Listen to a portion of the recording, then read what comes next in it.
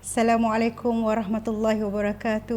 Alhamdulillah, kita pun akan menyambut Aidilfitri yang mulia tak lama lagi.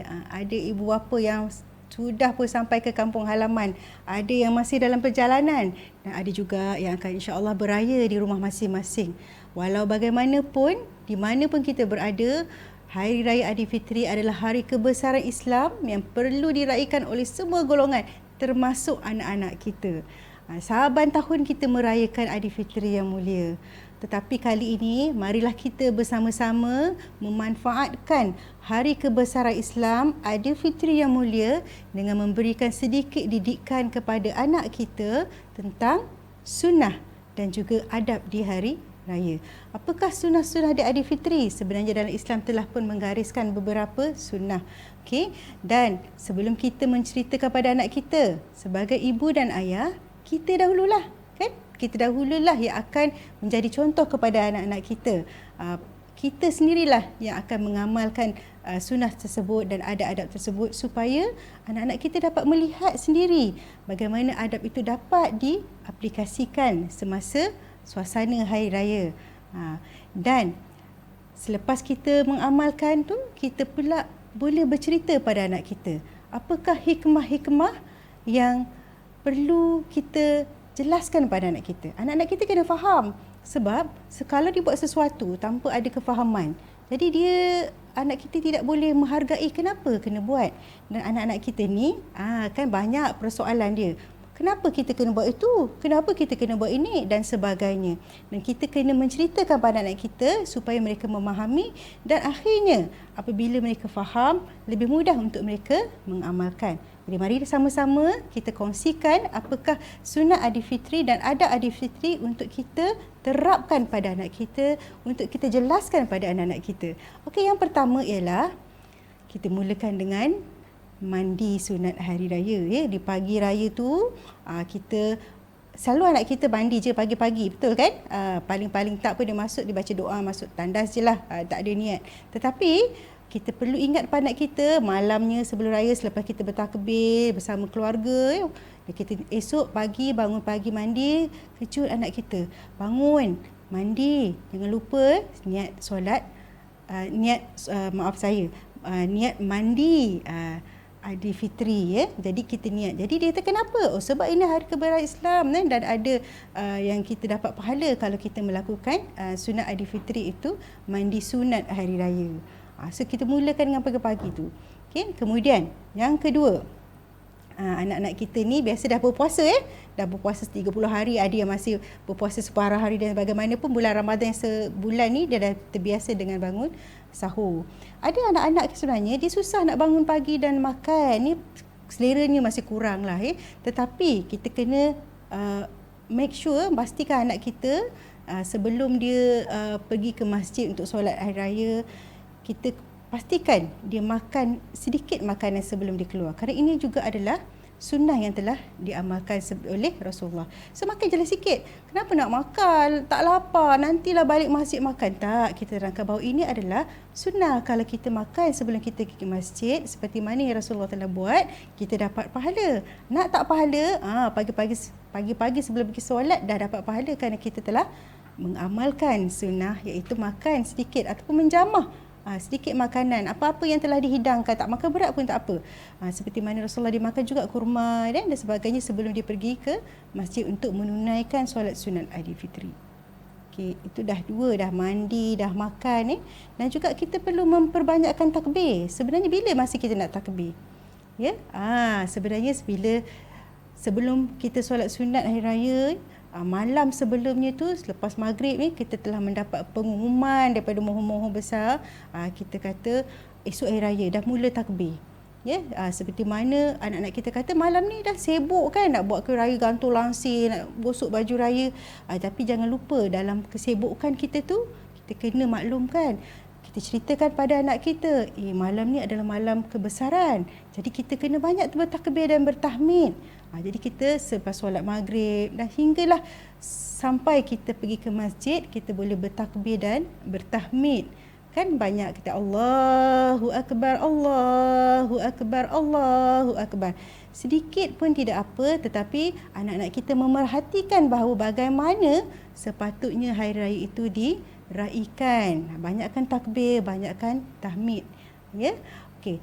Kemudian, bila kita dah pergi ke masjid tu, kita saling ada yang berjalan kaki ya. Kalau rumah dekat ya, memang disunahkan untuk kita berjalan kaki ke masjid ataupun surau yang berdekatan untuk solat. Bawa anak-anak, jangan kita tinggalkan mereka di rumah, sebab ini adalah peluang untuk kita untuk memperlihatkan pada anak-anak kita, tengok ramai orang pergi masjid ni, walaupun anak kita bangun pagi susah, tapi pagi tu pastikan anak-anak kita dah bersedia, dah bagi makan, dah mandi, pakai baju cantik ya. Dan pastikan mereka pergi, dan bila mereka bertembung dengan jiran, dengan sanak saudara, dengan teman-teman ni, ucapkan tahniah ya. Kalau kita biasa orang Melayu lah biasanya, apa kita ucapkan? Kita kata selamat hari raya. Selamat hari raya, betul tak? Tetapi dalam Islam ada ucapan khusus seperti mana yang Rasulullah selalu sebutkan. Disebut apa ya? Taqabbalallahu minna minkum. Semoga Allah menerima dari kami dan juga daripada kamu. Kemudian anak pun tanya, apa yang diterimanya? Diterima apa amalan yang dibuat semasa bulan Ramadan. Jadi sebelum ni kalau kita hanya mengucapkan selamat hari raya, tak ada masalah, boleh ucap selamat raya. Tetapi kita kenalkan pula anak kita dengan satu ucapan yang ada sunnahnya, iaitu taqabbalallahu minna wa minkum. Bagi tahu makna dia. Jadi dia bila diucapkan selamat hari raya, taqabbalallahu minna minkum. Kan? Alangkah satu istimewanya, sebabnya kita menyebut semasa di bulan yang mulia, Aidilfitri yang mulia, selepas waktu solat misalnya ya, waktu bertembung. Jadi kita perlu, itu satu doa ya. So doa apa? Doa untuk kita Allah terima amalan kita dan juga amalan kawan kita tu, satu doa yang baik.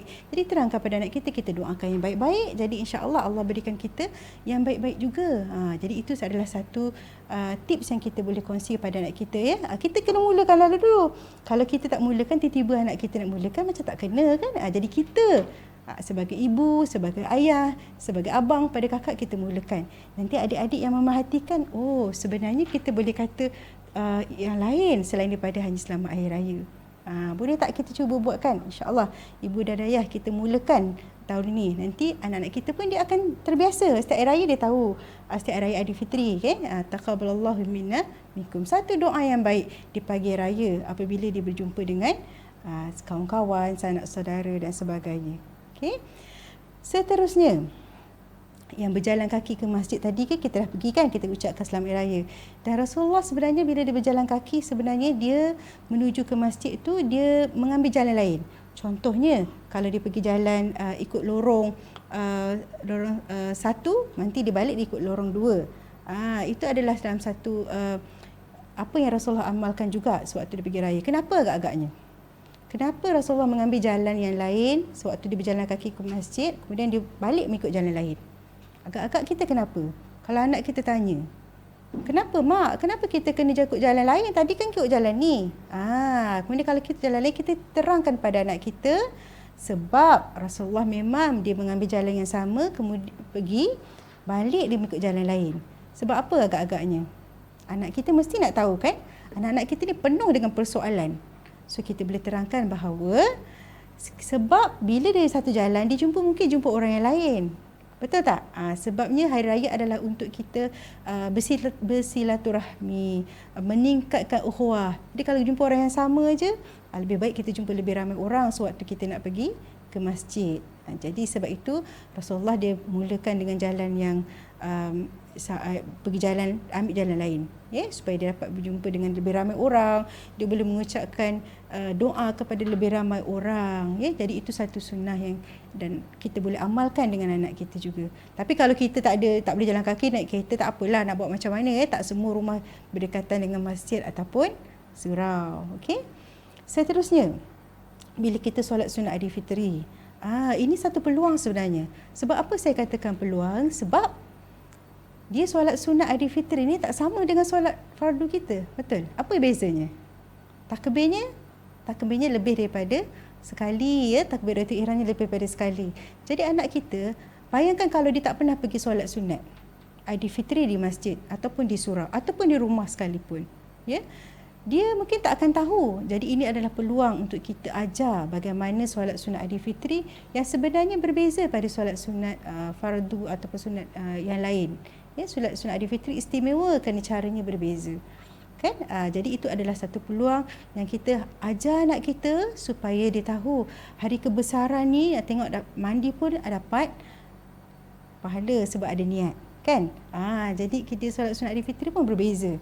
Jadi hari kebesaran yang patut diraikan, ada keistimewaan yang kita boleh jadikan dia sebagai peluang untuk kita mengajar kepada anak-anak kita. Boleh ya ibu dan ayah, bawa je anak-anak tu, insya-Allah ajar mereka untuk, walaupun mereka tak boleh solat lagi, tapi mereka memerhatikan bagaimana solat sunat Aidilfitri. Okey, seterusnya yang tadi saya dah sebutkan, jalan ke tempat lain, balik ke tempat lain. Sebab apa? Sebab seterusnya ialah kita nak pastikan bahawa lepas kita berjalan tu kita nak singgah lah, kan? Kita nak singgah ke mana? Kita nak bersilaturahim. Ya, silaturahim ni kita pastikan bahawa ada adab-adab dia kalau kita nak bersilaturahim. Apa adab kita berziarah? Ini adab ziarah. Adab ziarah ni kita pastikan bahawa yang pertama sekali ialah apa dia? Iaitu kita haruslah pastikan bahawa mereka ni memberi salam untuk masuk ke rumah orang. Walaupun rumah sendiri ataupun rumah datuk ataupun nenek, ketuk wan ke, pastikan salam. Kadang-kadang anak kita ni dah pintu terbuka kan, masuk je. Tak boleh. Adab ziarah mesti kena bagi salam. Assalamualaikum Tok. Assalamualaikum Pak. Ya, pastikan itu salam. Macam mana kita lah dulu kena tunjukkan contoh supaya kita boleh berikan salam. So kalau ziarah saudara lah contohnya ataupun kenalan. Bila sampai masuk, apa lagi adab? Adab bila kita berziarah, selepas kita bagi salam, kita mungkin akan bersalaman. Betul Apa maksud kenapa kita perlu bersalaman? Yang pertama adalah untuk kita menghormati tuan rumah. Kedua adalah sebagai salah satu tanda bahawa kita nak minta maaf kalau ada salah dan silap kita sempena hari raya. Tapi kita faham dalam keadaan sekarang ni masih juga ada kes-kes COVID. Betul tak? Ya? Jadi kita pun risau nak bersalaman dengan ramai orang. Tetapi tak apa. Bak kata orang putih. Orang putih kata apa? Strike a pose. Macam mana nak strike a pose tu? Kita buat macam ni. Jadi kan kadang-kadang anak kita ni kita pesan, jangan salam, takkanlah kita nak pakai hand sanitizer je kan. Jadi bila kita masuk rumah, kita Assalamualaikum Pak, Pak sihat, contohnya. Jadi kita strike a pose. Jadi itu tanda kita hormat. Sebenarnya salam tu salah satu tanda hormat, saling minta maaf ya. Jadi kita salam. Untuk anak yang besar, kita tahulah ini bukan mahram dia, jangan salam ya. Kalau lelaki perempuan jangan biasakan, walaupun itu satu adat, tapi ada adab yang kita perlu patuhi. Itu salam. Okey. Bila dah salam tu nak buat apa? Kalau ada anak-anak kecil ni kadang kita faham dia excited, dia gembira, teruja, banyak makanan, kadang-kadang ada macam-macam lah hari raya ni. Kemudian dia ke sana ke sini. Jadi kita pesan pada anak kita, duduk dulu, makan dulu. Ya, contohnya kalau kita pergi rumah orang yang tak biasa. Kalau rumah upah dengan atuk dia, mungkin dia dah biasa. Tapi kita ajar dia supaya dia tak adalah adab berziarah tu ada panjat sofa, panjat TV dan sebagainya. Jadi kita kena latih adab-adab tersebut daripada mereka masih kecil. Ya, supaya mereka tahu bila adab bagi salam, duduk makan dan menghormati tetamu. Okey, kemudian bila nak balik tu biasanya dapat apa? Dapat duit raya kan. Ini pun adab. Ya, memang ada orang Melayu biasanya dia akan bagi duit raya. Okey, so bila dapat duit raya tu kita kena ajar anak kita. Kan, supaya mereka tidaklah membuka sampul duit raya tu di depan tuan rumah. Buka-buka, RM1 je. Alahai, tercalalah hati tuan rumah tu. Tak boleh. Apa yang kita perlu buat ialah pesan anak kita ni dalam kereta lagi ataupun on the way jalan, nanti dapat duit raya, bagi simpan dalam poket. Jangan kata, 50 rumah orang tu dapat RM1 je. Itu bukan satu adab yang baik kan. So adab yang baik ialah dapat terima kasih, alhamdulillah. Kalau dia nak cakap taqabbalallahu minna minkum pun boleh ya. Yang penting ialah supaya dia tahu kenapa dia tak boleh buka dan terus cakap pada anak kita? Anak kita ni kadang-kadang dia sebenarnya jujur, kan? Dia jujur, kalau sikit dia rasalah sikit tu tak? Kan kita kata RM1 tu pada dia, sikit dia nak kita kata banyak. Kita kata mungkin sikit tapi dia nak bagi pada ramai orang, jadi dia bagi RM1 pun kita kena bersyukur, kan? Jadi kita kena cerita pada anak kita sebagai ibu, sebagai ayah, ini kita kena tekan. Dan juga kita sebagai ibu dan ayah pun sebenarnya ya, kalau kita pergi rumah orang tu nanti mak ayah kata, "Kau dapat berapa, Dik? RM5 je. Rumah tadi kita bagi RM10 kan? Rumah ni kedekut." Tak boleh. Ibu dan ayah pun jangan cakap macam tu. Ibu ayah kata, "Alhamdulillah kita dapat duit rezeki kita RM1. Kalau tak dapat duit raya pun tak apa. Kita kata yang penting kita dapat ziarah. Itu ada adab ya, supaya kita anak kita faham. Dan dia macam tak adalah nanti duit raya kan. Nak keluar rumah tu macam terjeling-jeling tuan rumah. Tak, tuan rumah tu dia dah habis kehabisan duit raya ke kan. Jadi kita janganlah macam anak kita terjeling-jeling tu kan. Kita terima kasih, dah itu adab ziarah. Bukan kita nak mengharapkan dapat duit raya, dapat ziarah pun dapat pahala. Okey, itu adab ziarah lain saya nak tekankan. Bila nak balik keluar, Assalamualaikum, terima kasih, selamat hari raya ya. Nanti jemput datang rumah saya. So benda tu sebenarnya adalah perlakuan yang mereka boleh contohi. Jadi bila nampak ibu dan ayah buat macam tu, dia pun masya-Allah dia akan ikut juga. Okey, itu adab berziarah. Dan juga pagi tadi saya lupa nak bagi tahu bila anak kita dah mandi kan, jadi akan pakai baju raya lah. InsyaAllah ramai anak-anak kita ni biasanya dapat baju raya. Tapi jangan lupa, ada juga anak-anak yang kurang bernasib baik, yang tidak berkemampuan ni, dia tak ada pakaian baharu.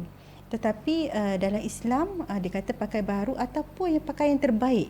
Maksudnya baju ni lah, walaupun dia bukanlah baru beli untuk raya, tapi baju ni the best dia nak pakai raya. Tak apa, itu adalah sunnah juga. Yang kita perlu bagi tahu pada anak kita supaya dia rasa macam hari ini hari yang istimewa sebenarnya. Hari kemenangan kan. Jadi kita nak anak kita pun merasai hari yang sama. Okey.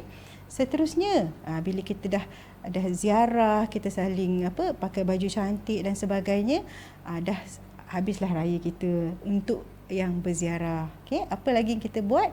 Akhirnya bila dah masih dalam bulan Syawal ya, masih lagi ada rumah terbuka, amalan-amalan tersebut kita boleh teruskan. Adab-adab tersebut sentiasa kita terapkan pada anak-anak kita. Tapi jangan lupa, di akhir bulan Syawal yang belum berakhir, kita bagi tahu anak kita, kalau kita puasa sunat 6 ya, ada puasa 6 orang kata. Tetapi kadang-kadang anak kita tanyalah, kenapa pula kena puasa, kan hari tu kan dah puasa lama, kenapa puasa lagi? Tak apa, anak kita walaupun dia tak mampu puasa tak apa, tapi kita ibu dan ayah kena ceritakan pada anak kita.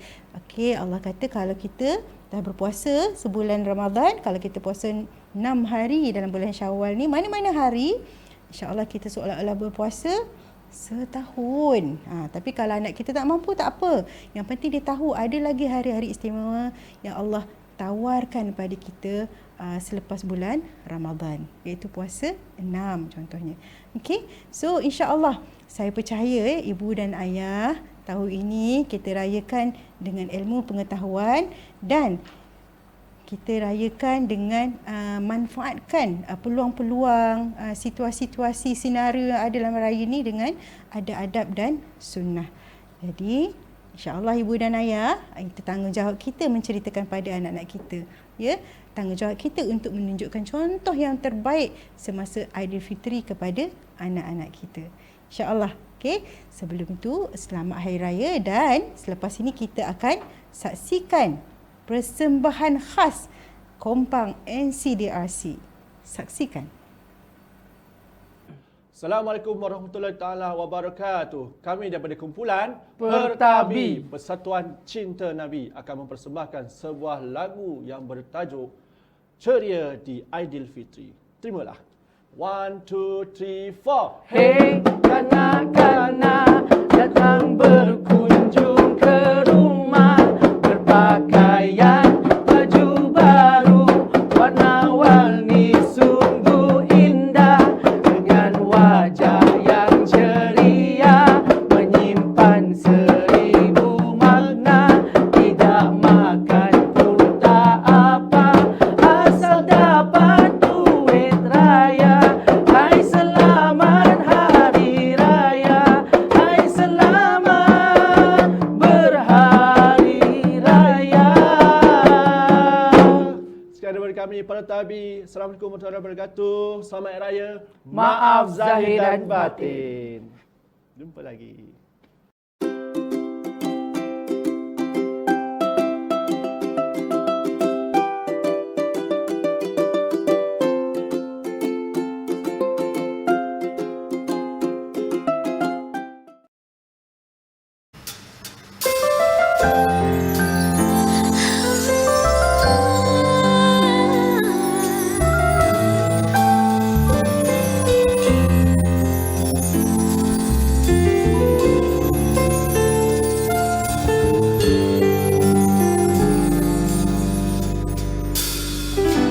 Telah tercipta sebuah sejarah, kehebatan gedung, ilmu yang indah, sehingga melonjak tamadun dunia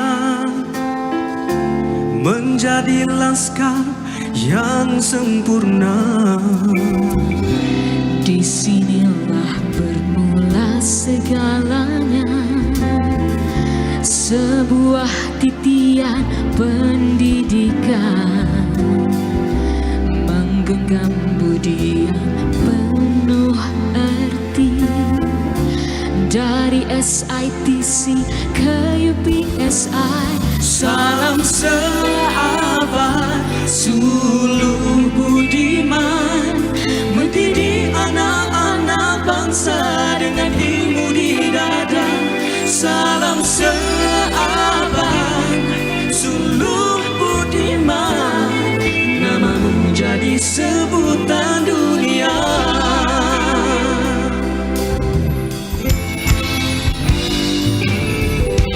Telah tercipta sebuah sejarah, kehebatan gedung, ilmu yang indah, sehingga melonjak tamadun dunia menjadi laskar yang sempurna. Pasti harmoni ibu tercinta berseri bersinar.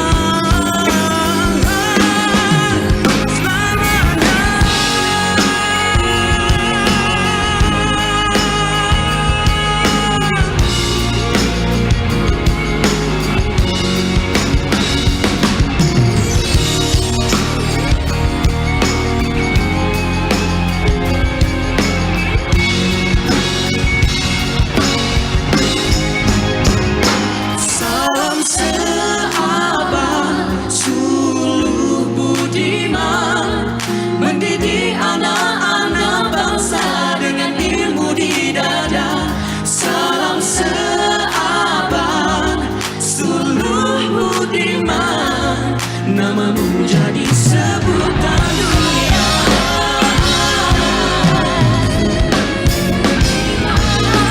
Mendidik anak-anak bangsa dengan ilmu di dada. Salam sahabat, seluruh budiman, namamu jadi sebutan dunia. Namamu jadi sebutan dunia.